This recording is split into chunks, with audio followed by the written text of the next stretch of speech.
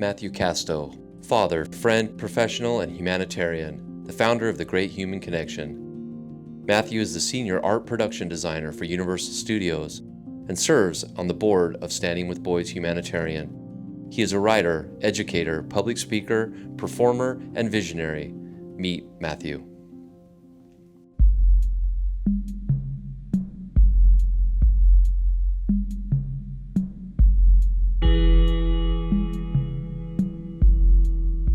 No, I can't. Try again.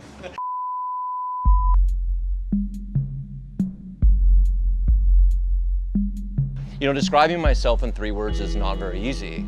I tend to be a pretty complex individual. But if I had to choose, if I had to tell you 3 words about myself, one would be ambitious. I tend to feel my life very full. In fact, I was told one time that if I was a chicken, that I would be eating 10 pounds of food and I'm only a 5-pound chicken. I always put more in my life than is possible. But that's been really great because the more I do and the more I stretch myself, the greater I become as an individual. I like that. I like staying busy. Another word that would describe myself, I think you could probably say, is that I'm passionate. If I do something, I do it. I do it 100%. I'm not the kind of person who does something half. I'm all in. And I think the third word to describe myself could be, I'm a hard worker. Yeah, I'm a hard worker.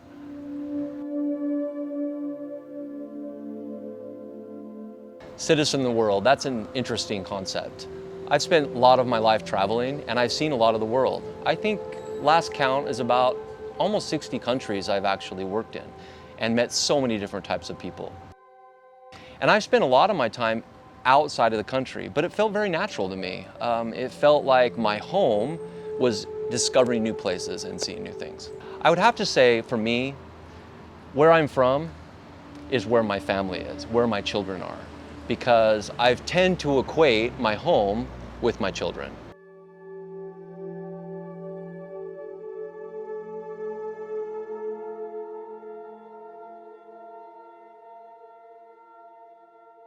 For about the last 6 years, I've spent quite a bit of my time working in Africa.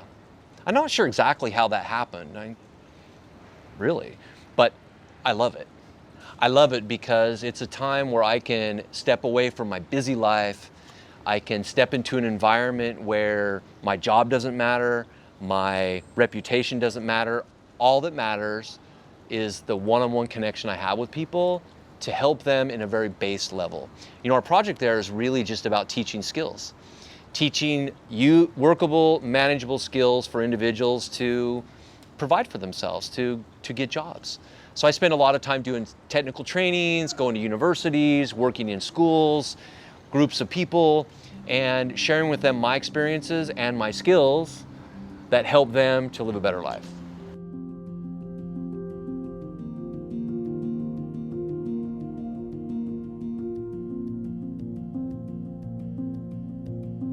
When I first heard about the COVID-19, I was actually on my way to Ghana, and I was going to go do some humanitarian work with my son. And I didn't really give it much credit, but by the time we got done doing that humanitarian work, it was pretty serious. I wasn't able to come back to Beijing, and I spent about a month in the United States. I myself eluded a lot of the problems with the virus. I didn't have to quarantine. It really didn't affect me in terms of my personal life too much. But it really affected my family. It affected my children. And eventually what happened is we were all spread over the world. I was in China. I had one son in the Dominican Republic. I had children that were in Spain. And the mother of my children was stuck in the United States. We were on 4 different continents at the same time, dealing with life. And to be truthful, I had no idea how I was going to be able to bring my family and reunite my family back together. It was really challenging.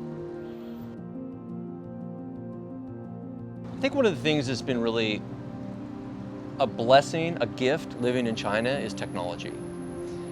I'm impressed with how the Chinese have made technology such an integral part of their life. To me, I was not very technologically based.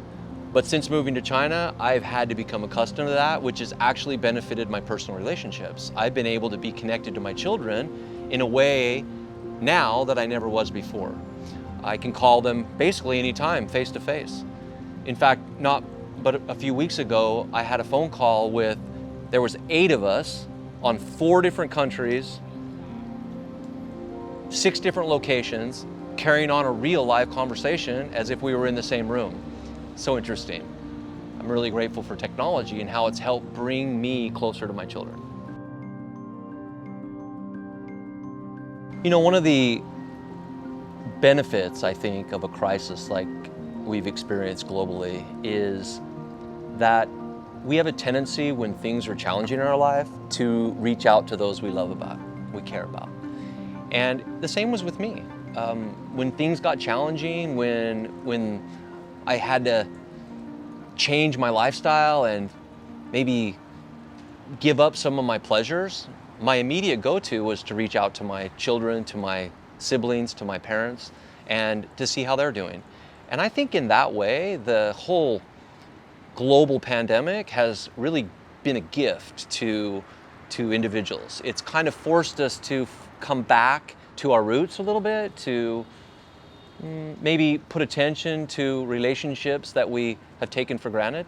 And it certainly did that for me. I feel much closer to my children and much closer to my siblings than I have in a long time.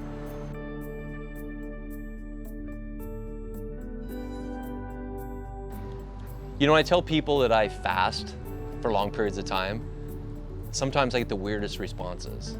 And I don't blame them because it is kind of weird. The idea of not eating anything for 2 to 3 weeks is really quite bizarre. But actually, it's become very normal practice in my life. I do it once a year. It's a chance for me to reset my body and to focus on things that I would like to change or improve upon. In the beginning, it was kind of like a way to maybe work on my physical side, but now it's more about my internal, my emotional, and my spiritual nature. In fact, I attribute a lot of my personal well-being to the fact that I take that time every year to kind of reset myself and take some time to think about it. So. The roots of the Great Human Connection began with a conversation I had with my son. We were in Africa doing some humanitarian work, and he just mentioned to me offhand, wouldn't it be great if we could share these stories with our family? Wouldn't it be really great if Massimo was here, his brother? And I kind of thought to myself, wow, we should figure out a way to share these stories. That was the first thought I had about sharing stories about your life is a great way to connect. Then as I came and I got involved in the quarantine and I was here getting reaccustomed to life back here in China and preparing to go back to work, so many individuals, so many friends reached out to me with these amazing stories. And we just, I think collectively said, what would it look like if we all came together and shared these stories? And that's how the Great Human Connection started. It was a group of individuals who just thought, let's share some stories.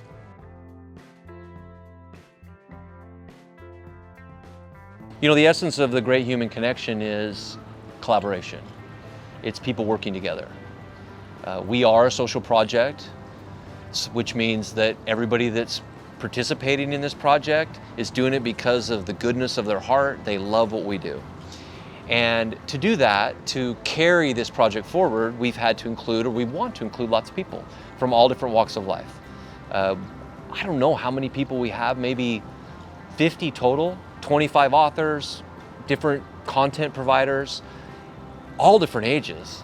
I mean, I think we have people from 65 years old all the way down to 15 who are providing part of our project. It's been really great to see this diverse group of people come together to accomplish something really wonderful.